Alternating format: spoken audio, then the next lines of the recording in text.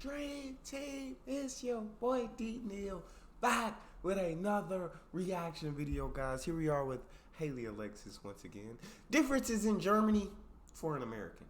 Before we dive into this, I need you to dive into that subscribe button, ring the notification bell, get a video a thumbs up so it gets suggested. Social media, Patreon, all up top. You want to subscribe to any of it, put all the links in the description. All you gotta do is hit the link, follow me, talk to me. Human, I'll talk back. You guys got a favorite video suggestion? You can subscribe to Patreon or drop it in the comment section. What do we got, Hayley? I've been sleeping with Mike for 3 years now. I'm used to having him by my side. So when I have to sleep on an uncomfortable bed with no Shotzi next to me with his cold, scratchy feet, I'm really sad and scared sometimes. I feel that. I feel that. Hey everyone, what is up? My name is Hayley. Welcome to my YouTube channel. Did not know, now you do. How you doing? So I have my breasts out. Everyone gets so upset when I have my boobs out, and I always have to laugh.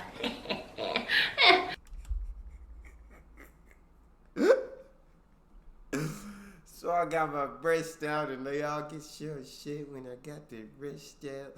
What everybody getting upset about?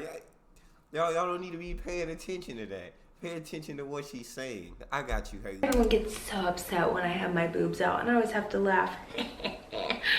But I actually have a legitimate reason this time for my boobs being out, and it's because I have no clean clothing. If you hear something beeping in the background, that is the washing machine, the clothes washer, washing machine, the washer, something that washes the clothing. Yeah, that's that beeping that my clothes are clean. I have literally nothing to wear. I have a Regenjacke and a fake fur mantle, which I'm not going to put that on for you right now. It's really hot actually. In today's video, I'm going to be talking about weird things that they do in the United States or things I'm not used to. I don't even know what the title of this video is going to be. Talking with my hands, I'm a crab. But when I start speaking about the points, you'll understand what I'm talking about. So yeah.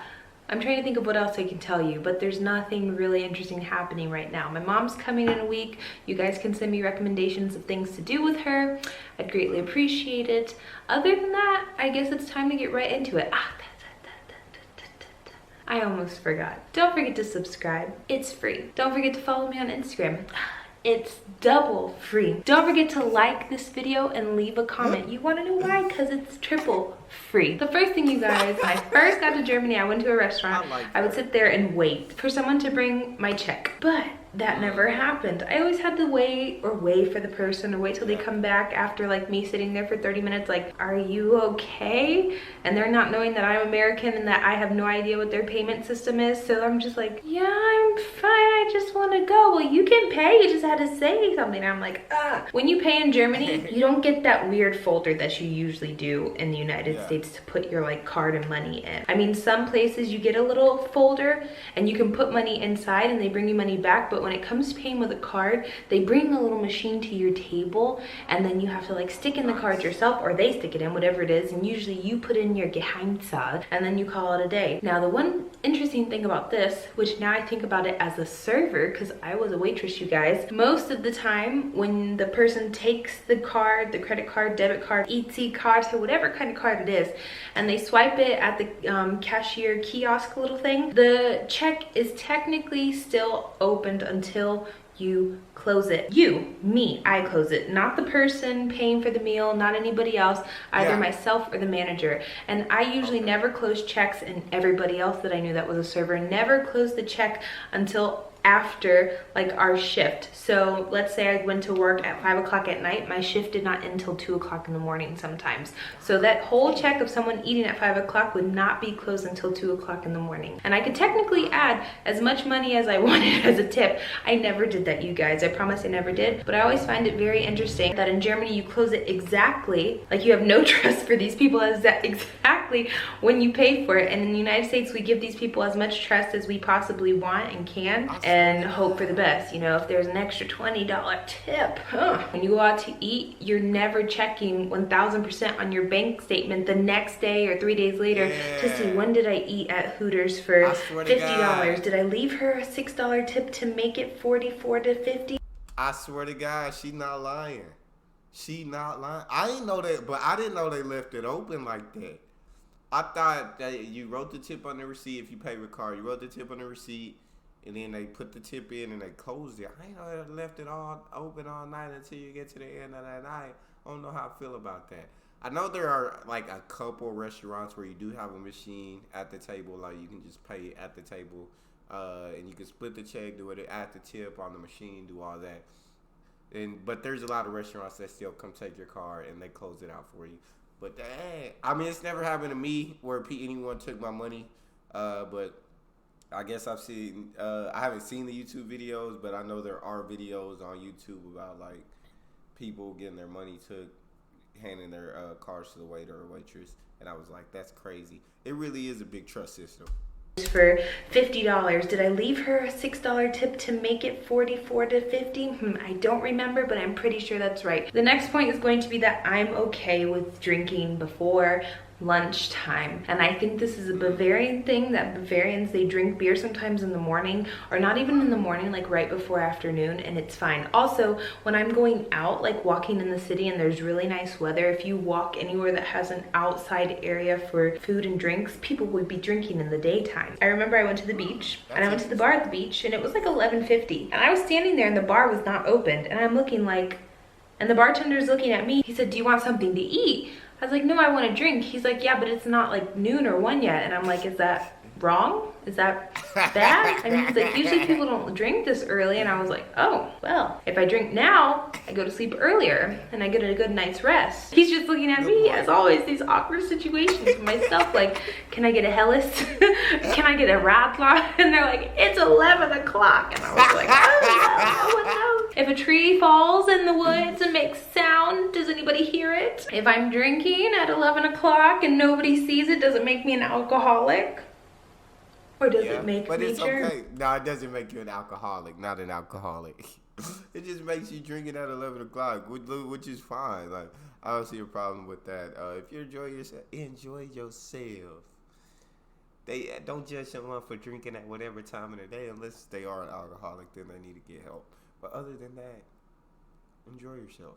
Talk to him, Hayley. And nobody sees it, does it make me an alcoholic? Or does it make me German?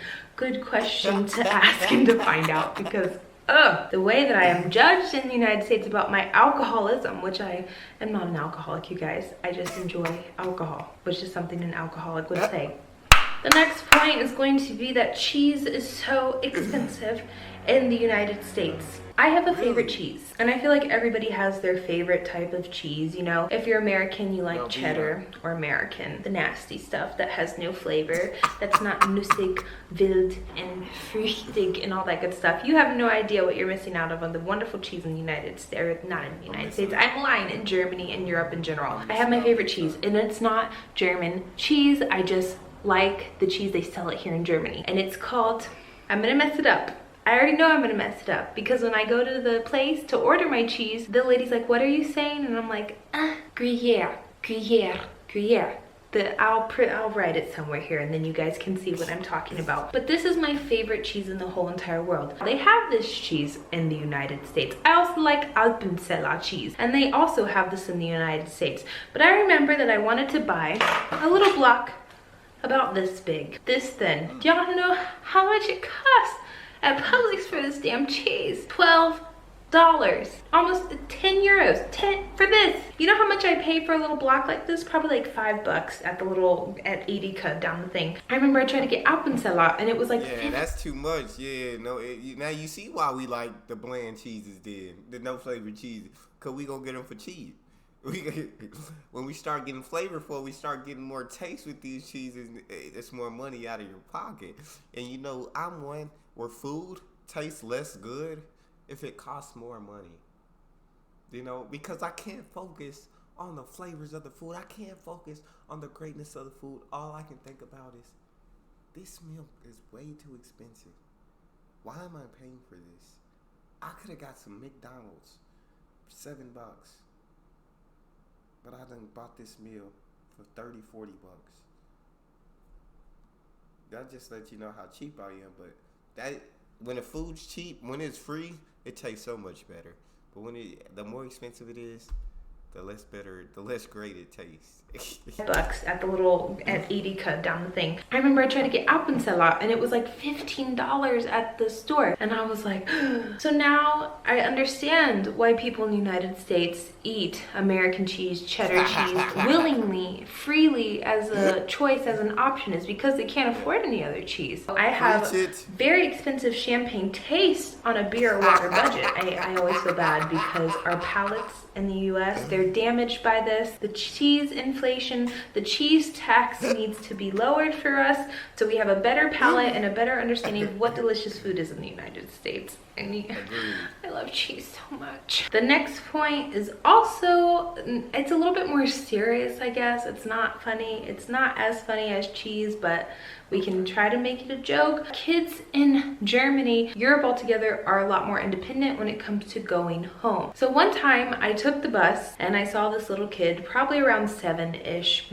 I'm assuming he was 7. I don't know his exact age. He could have been younger, he could have been older. And he got on the bus by himself, sat by himself, got off by himself, and I got off at the same stop at him. You guys probably think I'm a creep and that I was just following him to see where he was going, but I promise you I lived on the same street as this kid. He just walked home, went to his building, took out his little key in his backpack, went in the lock, opened the whole door to the apartment complex, and I was honestly shocked. And then I started realizing, I guess I had it in my mind, so then I started noticing it more often. I saw kids walking alone on the street by themselves home, and the thing also to remember is that these forms of transportation were not provided by the government, the school, or the state. Well, the government for life, because they're maybe subsidized by the government. I don't know the exact story behind that, but they weren't provided by the school. Explicitly, I should say, they weren't provided by the school. When I tell people in the United States that little kids go by themselves walking everywhere and going home on the bus and the tram that's not provided by the school,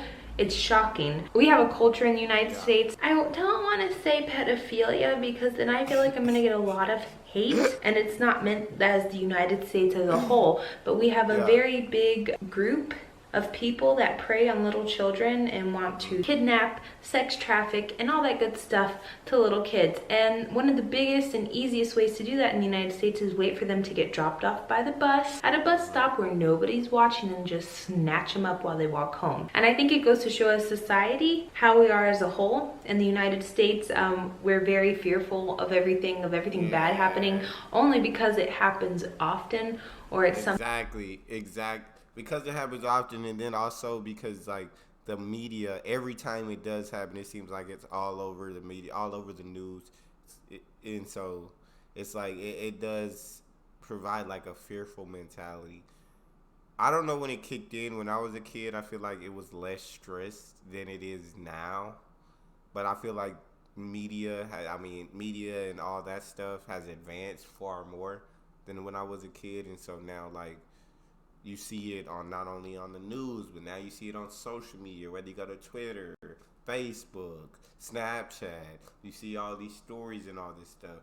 And so it does make you fearful because like you don't want to lose your kid. Like, and so it's very understandable here. I do love that in Germany they don't have to deal with these issues. They don't have to deal with this high rate of kidnapping. They don't have to deal with this pedophilia. They don't our high rate of it.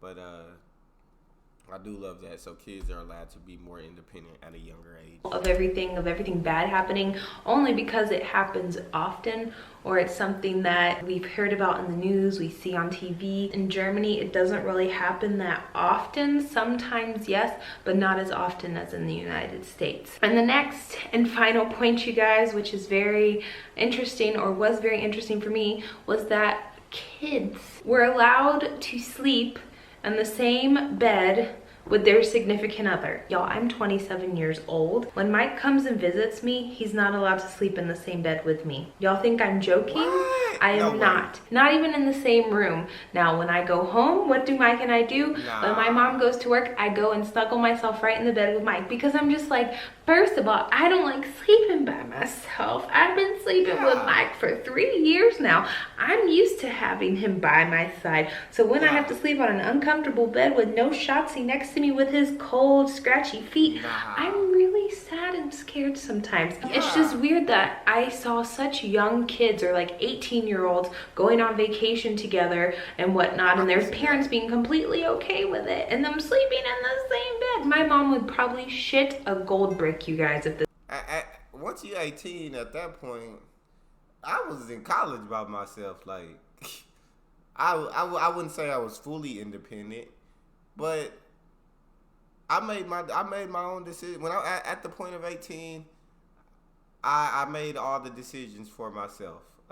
When it came to what I was gonna do for the day, when it came to who I was gonna be with, if I was gonna sleep in a room with someone else, that was like all up to me. There was no, nah, you can't sleep in a room. I'm like, I'm 18, like I'm on my own.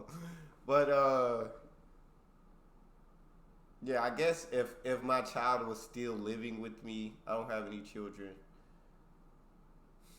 Would I? I don't know. Nah, probably not under my roof. Probably not under my roof. So I can, but at 27, then I'm cool. Like you're like literally fully grown at that point. Like there should be no reason. There should be no reason you can't sleep with your significant other. Other than 18, if you under my roof, you under my rules. That's the way my dad did it. You live under my roof, you live under my rules. Which tell you I got to college at 18 and was like, freedom. But I'm sorry for interrupting. And I'm sleeping in the same bed. My mom would probably shit a gold brick, you guys, if this happened. Other than that, you guys, that's about it. I hope you guys have a wonderful day. I hope you got a laugh out of this video. If not, I'm sorry, I tried my best. Then you might as well go find someone else to entertain you because it's just not for you. I'm just not your cup of tea. But love you guys. Have a wonderful day and bye-bye. Adios. Another good video about Hayley. She is entertaining. I do enjoy watching her videos. So that's all we got for this one. You guys got a favorite video suggestion? You can subscribe to Patreon or drop it in the comment section. Subscribe to the channel, ring notification bell, get a video a thumbs up so it gets suggested. Social media and Patreon are all up top. You don't subscribe to any of it, put all the links in the description. All you gotta do is hit the link, follow me, talk to me. Love talking to you guys. You guys are the most incredible team on YouTube. It's your boy Neal. Out.